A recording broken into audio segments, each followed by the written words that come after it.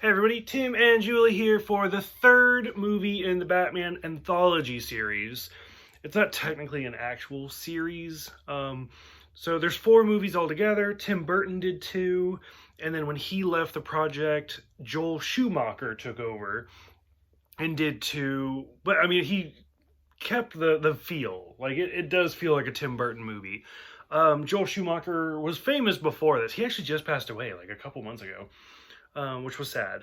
But I mean, he was famous before this movie came out. He did like The Lost Boys, St. Elmo's Fire, stuff like that. He wrote The Wiz with like Diana Ross and Michael Jackson. Yeah. Like he wrote it. So he was already kind of a famous director. He was always, what's the word I'm looking for?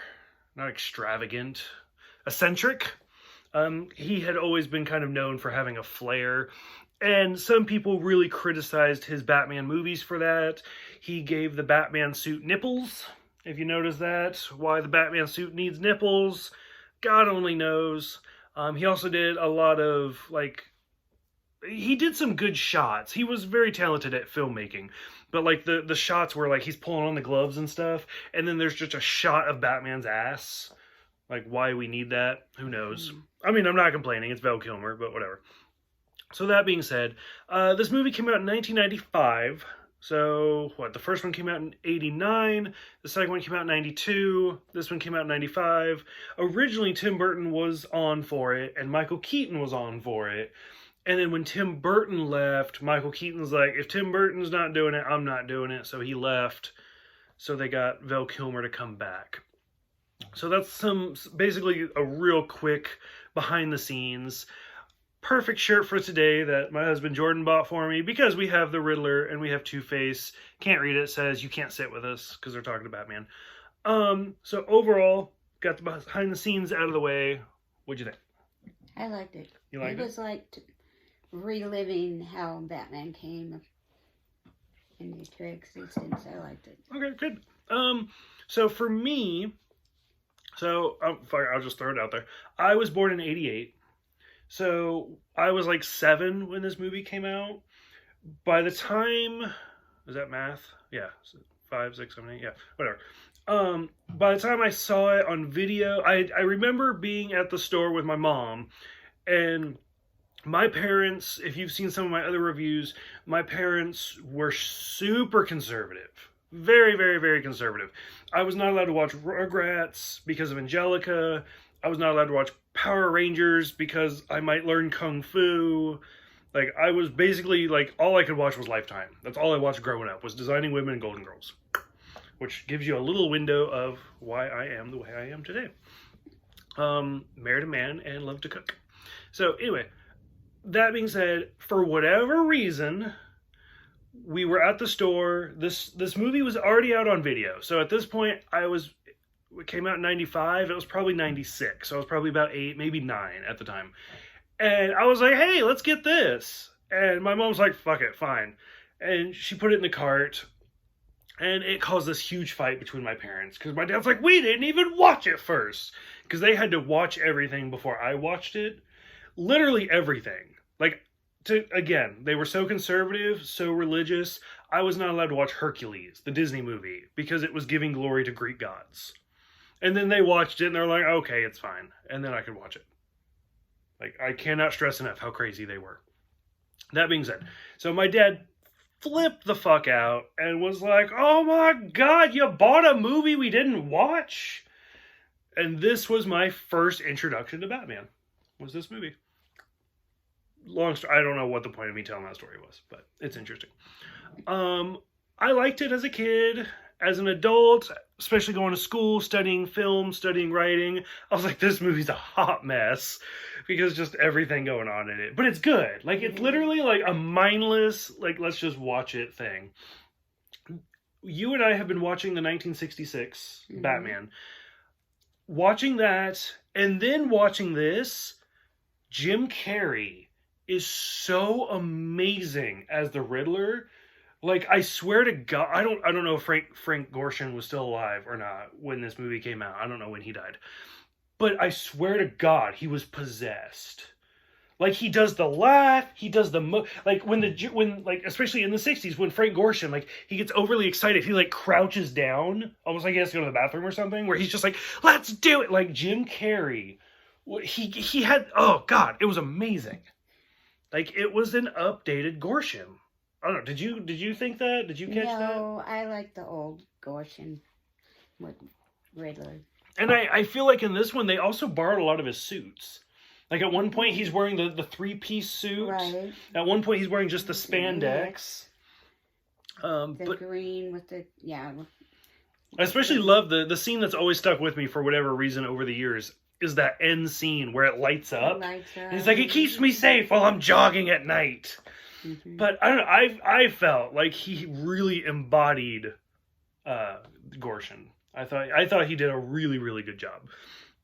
Which is what I had kind of said, like, Batman Returns was its own category. Like, at no point were they like Meredith or Julie Newmar. Like, they were their own category. Yes. But I had said, like, I did kind of feel like Jack Nicholson, he wasn't copying Cesar Romero, but I feel like it was very much in the spirit. I mean, it was a 40-year difference, but I felt like he was kind of in that type of a, like, he did the dances like Caesar does and stuff like that, and I was like, it's in the room, like, it's not like out the window like Heath Ledger or something like that. But that's how I felt like Jim Carrey. Jim Carrey was so over the top and so just batshit crazy. I loved all the things he did with the cane. Like, I don't know how long he had to practice that, where he was, like, twirling it around his neck, and I also felt like the riddles were really good in this. Yes, they were a lot better, I think. And, like, because we had talked, like, when we first started, because the Riddler is the first villain we saw, and we were like, these riddles are kind of dumb. Like, they make zero sense. And us as a viewer, like, I don't remember what it was, but one of the riddles was, like, the answer was the Gotham City Library because it had lions out front. And we're like, how would we know that? Gotham City's not real and we don't live there. Like, that's, whereas these riddles were very, very specific. I got most of them. I didn't get all of them, but I did get most of them. And then the fact that not only are they all riddles, but, like, all of them strung together, because then you start like, well, what does a match, what do vowels, what does a clock, and what do pawns all have in common? Nothing.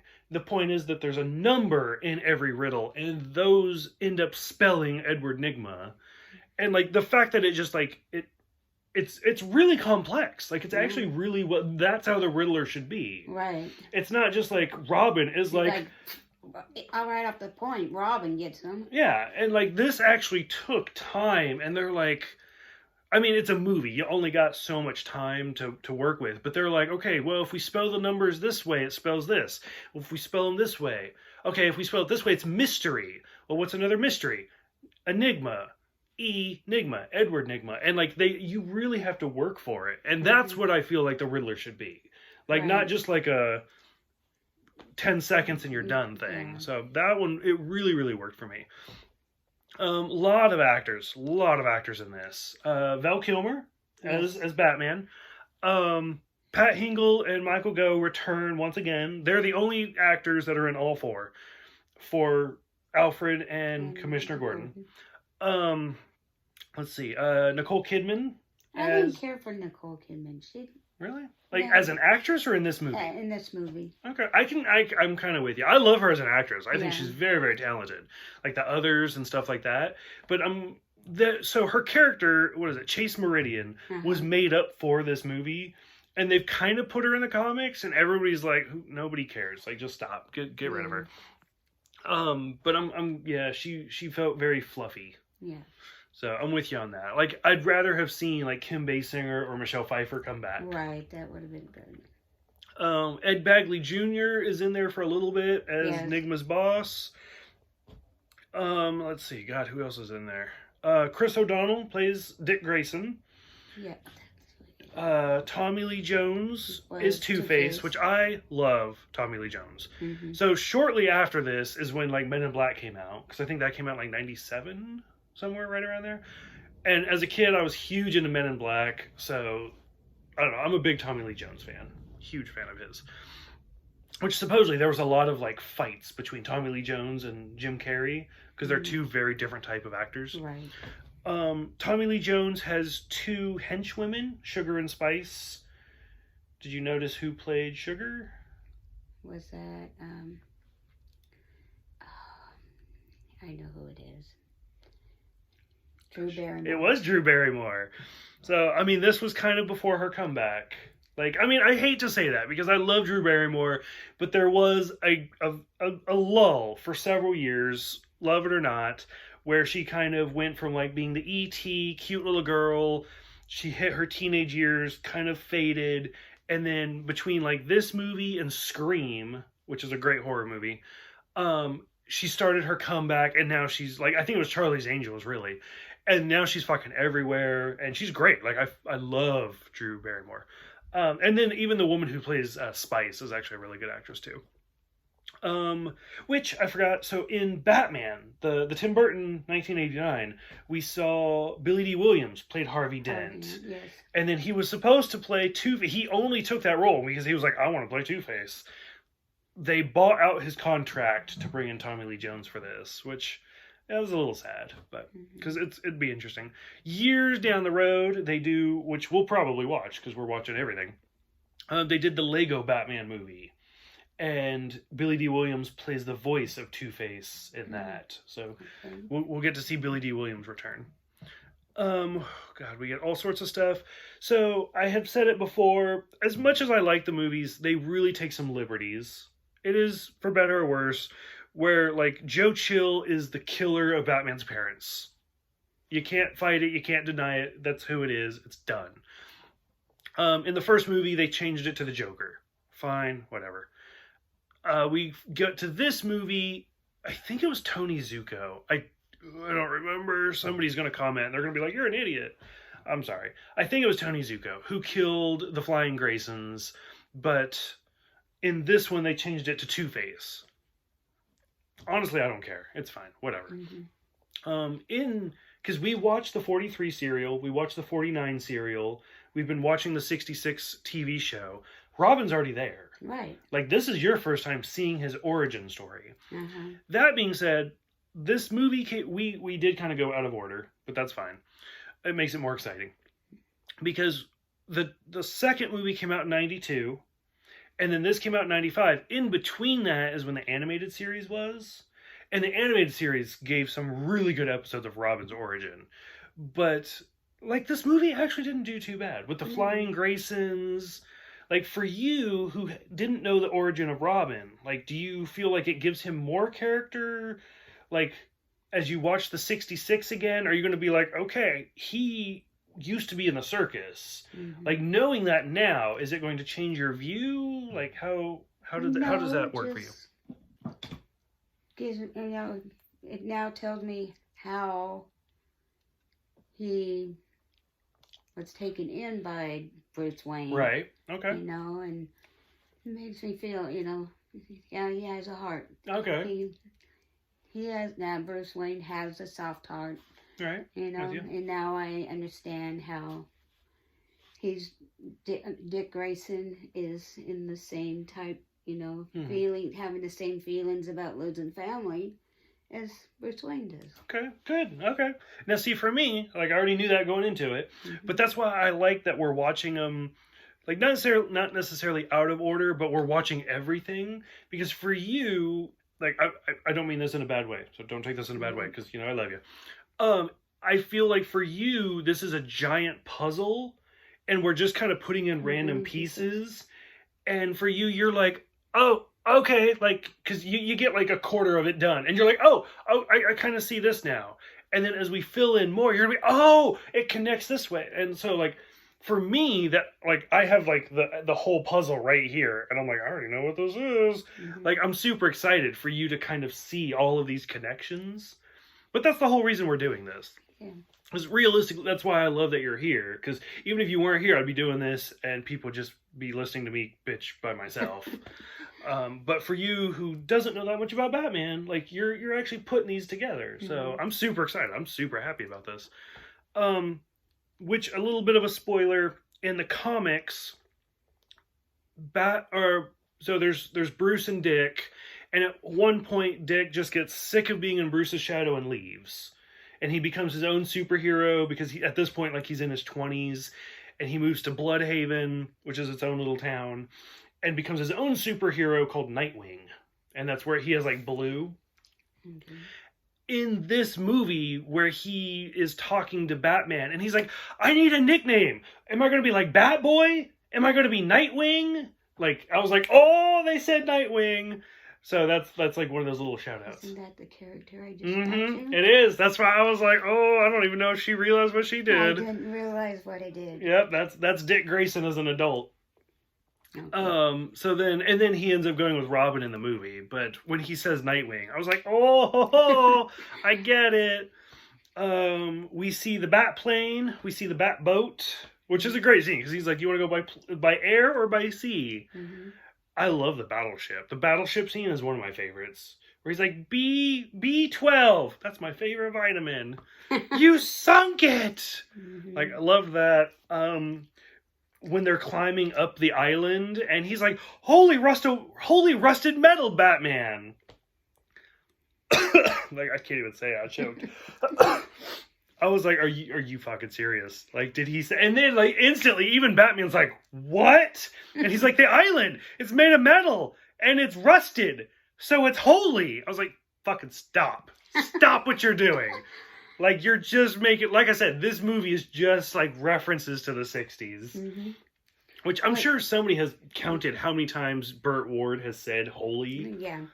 Well, it's like you thought was when they were getting attacked at the Batcave and intruder, and then the car just comes up. Why would the car come That's up? like having a house alarm, but it unlocks the doors. Yes. Like, somebody's robbing you. Unlock the door. What? But realistically, that's also a great scene where, like, the Riddler's just blowing up the Batcave. Uh-huh. Jim Carrey, like, as a kid, I love this movie because of Jim Carrey. It's Ace Ventura, The Mask, whatever. He's so over the top. I loved him as a kid. Watching the original series and then watching it now, like, you disagree, but, like, for me, like, I was like, this is the embodiment of Gorshin, because he was just so, like, I could literally see, like, if you gave Gorshin, like, $1 million budget, like, doing the whole baseball thing, where he's, like, throwing the bombs everywhere, I was like, oh my god, it's great. I don't know, like, overall, like, I loved this movie as a kid. In my early 20s, when I was in college studying film, I hated this movie. Now that I'm in my 30s, I'm like, this is mindless entertainment. This is amazing. Like, I just want to sit back. I want to drink my vodka, and I want to be like, this is funny as hell. Like, this is pretty good. And that's about all I got. So this is your first introduction to Two-Face.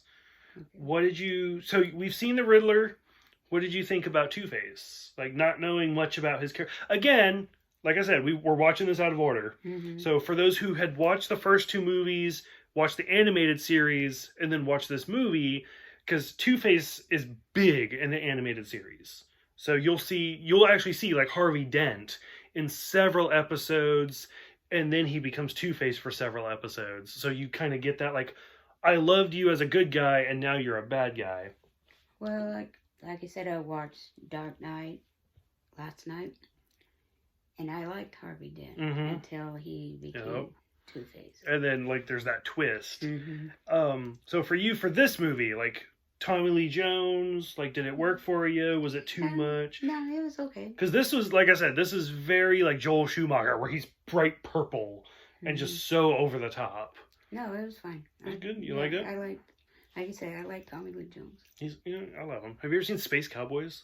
Yes. Oh, it's great. With, like, Clint Eastwood and James Garner and Donald Glover. Not Donald Glover. Donald Sutherland. Sutherland. Okay, that's all I got for this movie. I actually really enjoyed this movie. Yes, it got better as we watched it. It's weird, like, over the years. Give it another 10 years, I'm going to watch it. I'm going to be like, this is stupid. I think 10 years after that, I'm going to be like, this is great again. So, we saw people are gonna like think I'm faking it, because after we finished Batman, I was like, who do you want to see? And you're like, Penguin and Catwoman. And I was like, okay. And the next movie was Penguin and Catwoman. And then I was like, who do you want to see for the third one? And you're like, Riddler and Robin. Boom, Riddler and Robin were in this one. People are gonna think I'm faking this. I have literally never told her what's in the next movie, like ever. Like when we finished 1, I didn't tell her about 2. When we finished 2, I never told her about 3. I have never told you about the 4th one. I haven't even told you the title of the 4th one. Who are you hoping to see? I don't even want to look at you, because even I feel like you're cheating. Like I feel like you're at home looking it up, and that you're giving me the answer that I want to hear. And I'm sure people who are watching this online are like, they're fucking faking it. They probably already watched it. It's not. I swear to God. Who would you like to see in the 4th movie? And notice, if you go back and watch the other reviews, anytime you've said, like, you were like, I want to see Penguin and Catwoman, I was like, who knows? Maybe. Like, I don't confirm or deny. I'm not going to confirm or deny. Who do you want to see in the 4th and final movie of this series? I want to take a drink, because if you say who it is, I would be like, fuck, they're not. But I want you to be honest, though. I want you to be honest. Maybe all of them, but I'll go for Joker. Well, we already saw him, though, with Jack Nicholson. Well, they might be in there again. Who knows? Okay. No. Who knows? Nothing? You're not? Nothing? That's it? Zelda? No. False Face? No. The Robin Hood character? King Tut? No. Which, those who don't know, those are all villains from the 60s TV show. I'm not sure. This time I think I'll let you surprise me. Okay, we'll let it be a surprise. I will tell you the title, because honestly I hate the title for the next one. It makes no sense. So that being said, so we're done. You got any other closing thoughts? You liked it? I liked it. I'm not going to ask yet.